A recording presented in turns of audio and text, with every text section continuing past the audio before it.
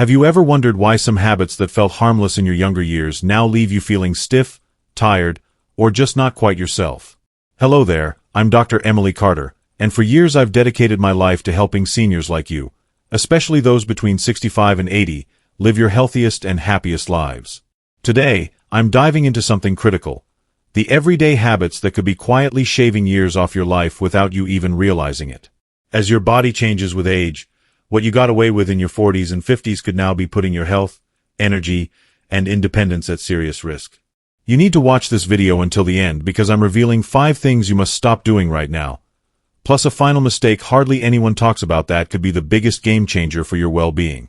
Stick with me to discover simple, practical changes that can help you feel stronger, move better, and enjoy life longer. Before we begin, I would appreciate it if you like this video. You can help me continue to spread the old age lesson. If you haven't subscribed yet, I recommend you subscribe and turn on the bell so you don't miss any videos. If you like this video, please comment number 1. If you don't like it, comment number 0 to let me know, so I can make a better video for you. Now let's get started. Mistake number 1. Too much couch time. One of the most detrimental habits you can fall into after the age of 60 is spending too much time lounging on the couch or sitting idly for extended periods. You might be tempted to reassure yourself by saying, "I take a brisk walk every morning, so I'm doing my part to stay active." While that daily stroll is certainly beneficial, here's the surprising twist. Even if you carve out time for exercise, plopping down in a chair or recliner for hours afterward can still wreak havoc on your health. Research has consistently demonstrated that prolonged sitting significantly increases your risk of serious issues like cardiovascular disease, muscle deterioration, and impaired circulation. It's not just about the absence of movement. It's about what happens to your body when it's idle for too long. Excessive sedentary time slows your metabolism to a crawl, weakens critical muscle groups like your legs and core, and places undue strain on your joints, setting the stage for a cascade of physical decline. Let's break it down further. Studies indicate that sitting for long stretches reduces blood flow throughout your body, causing muscles and joints to stiffen up and lose their flexibility. This can lead to chronic discomfort, such as nagging aches in your lower back or knees, and even heighten your risk of dangerous conditions like blood clots. Beyond the physical toll, too much sitting is linked to weight gain, a sluggish metabolism, and even cognitive decline, meaning it's not just your body that suffers, but your mind as well. Picture this. Have you ever stood up after a marathon Netflix session or a long afternoon of reading and noticed your knees creaking like an old wooden floorboard or your back feeling as tight as a drum? That's your body sending you an urgent SOS. It's begging for more movement to keep things functioning smoothly. Take George, for example. At 72, he was convinced his daily 20-minute walk around the neighborhood was enough to keep him in good shape. But over the years, he started noticing troubling changes. His legs felt increasingly unsteady, his lower back ached more often, and his energy levels seemed to dwindle. Perplexed, he mentioned it to his doctor, who delivered a wake-up call. It wasn't just about the walk. It was about the hours George spent sitting uninterrupted afterward, whether watching TV or working on crossword puzzles. His doctor recommended a simple fix: break up those long sedentary stretches by getting up every 30 to 45 minutes. George began setting a timer as a reminder to stand, stretch his legs, roll his shoulders, or take a quick lap around the living room. He even added a few light stretches, like reaching for the ceiling or bending to touch his toes. Within just a few weeks, the results were striking: less stiffness, improved circulation, and a noticeable boost in his energy. His back pain eased up, and he felt more limber than he had in months. Here's a quick experiment you can try right now to see where you stand. If you've been sitting for more than an hour, stand up this instant. Yes, right now, and do a little self-check.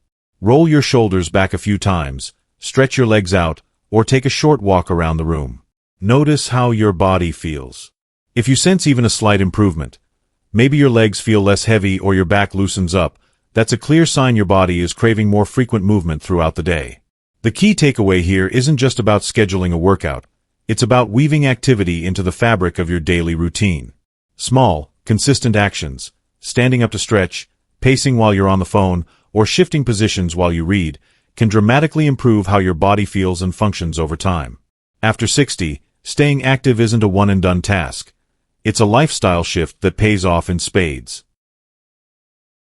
If you're still watching this video and finding these insights valuable, Please comment number 1 below to let me know you're here. And if you haven't subscribed yet, I recommend you subscribe and turn on the bell so you don't miss any videos. Your support helps us continue creating good content to inform and inspire you. Now, let's move forward. Mistake number 3. Mistake number 3. Another colossal misstep many people make after 60 is not getting enough protein in their diet, and it's silently robbing them of muscle strength, vitality, and independence. You might think, I eat 3 square meals a day, so I'm surely getting what I need. But here's the catch. As you age, your body becomes less efficient at processing and utilizing protein, meaning you need more of it to maintain your muscle mass than you did in your younger years. If you're not deliberately prioritizing protein intake, you could be losing muscle tissue without even realizing it, a sneaky process known as sarcopenia. Say that 3 times fast if you dare. Sarcopenia is no minor inconvenience. It's a major threat to your ability to live life on your terms as you age. This gradual muscle loss creeps up so quietly that most people don't notice it until everyday tasks. Think getting up from a chair, hauling grocery bags, or climbing a flight of stairs, start feeling like Herculean efforts. Why does this matter so much? Muscle mass isn't just about looking toned. It's the foundation of your strength, balance, and mobility. Once it starts slipping away, it's a steep uphill battle to rebuild it. Weak muscles lead to shaky balance, which in turn spikes your risk of falls and injuries, scenarios that can drastically alter your quality of life. Consider Richard's story. At 68, he assumed his diet was perfectly fine. After all, he ate what he thought was a balanced mix of foods.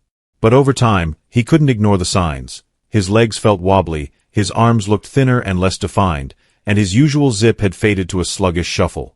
Alarmed, he consulted his doctor, who pinpointed the issue. Richard wasn't consuming nearly enough protein to support his aging muscles. With guidance, he revamped his meals, intentionally adding protein-packed options like lean chicken, eggs, lentils, almonds, and Greek yogurt.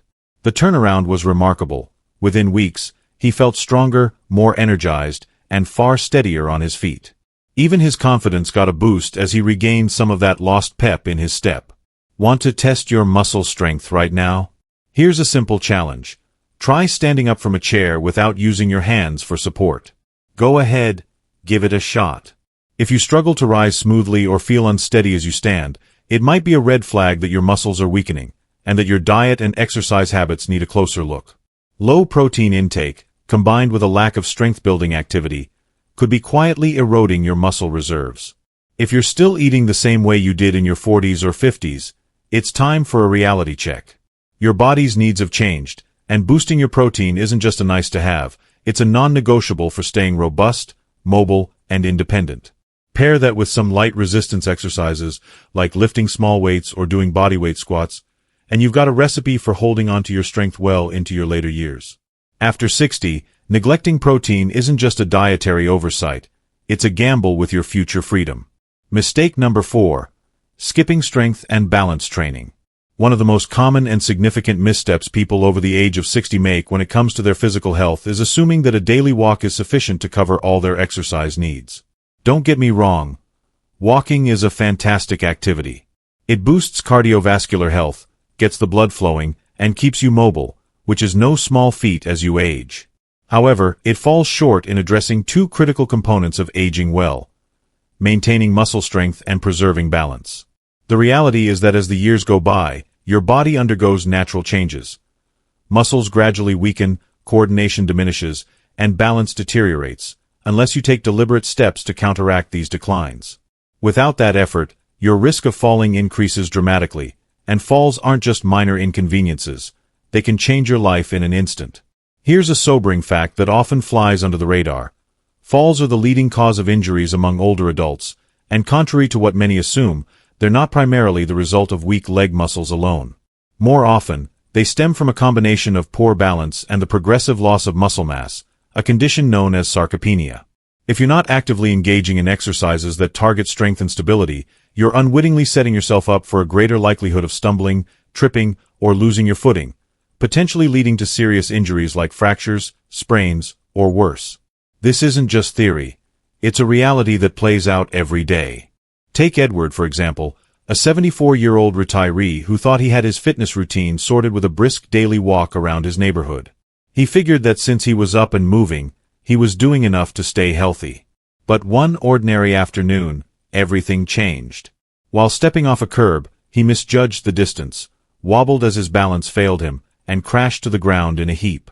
Fortunately, he didn't break any bones, but the fall left him bruised, shaken, and suddenly aware of how vulnerable he'd become.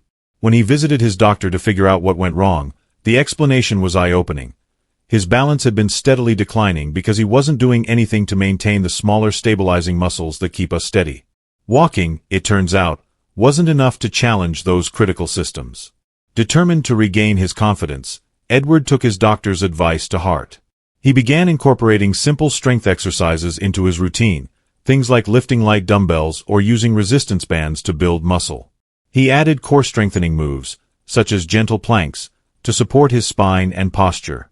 He started practicing balance drills, like standing on one leg while brushing his teeth or doing heel-to-toe walks in his kitchen. Within just a few weeks, he noticed a difference. His legs felt stronger, his steps more assured, and that nagging fear of falling began to fade. Best of all, he didn't need a fancy gym membership or heavy weights. His workouts often involved nothing more than his body weight, a sturdy chair for support, or a stretchy band he picked up for a few bucks. This is the beauty of strength and balance training. It doesn't have to be intimidating or complicated. You don't need to bench press your body weight or run an obstacle course. It can be as straightforward as doing bodyweight squats to keep your thighs and glutes strong, practicing standing on one foot to sharpen your coordination, or using a chair to assist with leg lifts that target your hips and core. The goal is to consistently challenge your muscles and your sense of equilibrium so that your body remains resilient, coordinated, and capable of recovering when you're thrown off balance, whether that's by a crack in the sidewalk or an unexpected nudge. Curious about where you stand right now? Here's a quick way to check. Find a stable surface like a kitchen counter for safety, then lift one foot just an inch or two off the ground. Time yourself. Can you hold that position steadily for at least 10 seconds without wobbling or grabbing the counter? If you can't, don't panic. It's not a failure. It's a wake-up call. It means your balance could use some attention, and the good news is that it's never too late to start improving it. The sooner you begin incorporating these exercises, the faster you'll build a stronger foundation to carry you through your days. Your muscles and balance are the unsung heroes of your independence. They're what allow you to climb stairs, carry groceries, or get up from a chair without a second thought. Ignoring them after 60, while leaning solely on walking, is one of the fastest ways to erode that freedom and put yourself at risk. If you've been coasting on a walking routine without adding strength and stability work, now's the time to shift gears. Make it a priority to weave these exercises into your life, and you'll not only stay active and independent but also protect yourself from the kind of accidents that can steal your confidence and mobility in a heartbeat. If you're still watching this video and finding these insights valuable, please comment number 2 below to let me know you're here. And if you haven't subscribed yet, I recommend you subscribe and turn on the bell so you don't miss any videos. Your support helps us continue creating good content to inform and inspire you. Now, let's move forward. Mistake number 5. Ignoring hydration and letting your body dry out. One of the most frequently overlooked yet critical health pitfalls for individuals over the age of 60 is failing to maintain adequate water intake. You might find yourself reasoning, "I don't feel thirsty very often, so I must be doing fine," but this assumption can lead you astray. The reality is that as you age, your body's natural thirst mechanism becomes less reliable and less pronounced. This subtle shift means you could already be in a state of dehydration long before your brain sends a signal urging you to reach for a glass of water. Chronic dehydration doesn't just leave you feeling a bit sluggish or dry-mouthed, it can quietly wreak havoc on your system, contributing to a cascade of issues like persistent joint pain, stubborn constipation, kidney strain, mental fog, and even an increased likelihood of falls or accidents due to dizziness or impaired coordination. Dehydration is a stealthy adversary.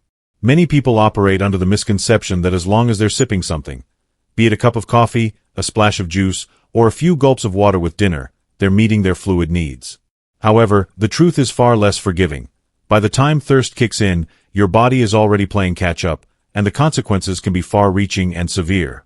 When your hydration levels dip too low, your muscles lose strength and resilience, your joints, deprived of their natural lubrication, begin to ache and stiffen, and your cognitive abilities take a hit, leading to symptoms like dizziness, difficulty concentrating, or general sense of mental sluggishness.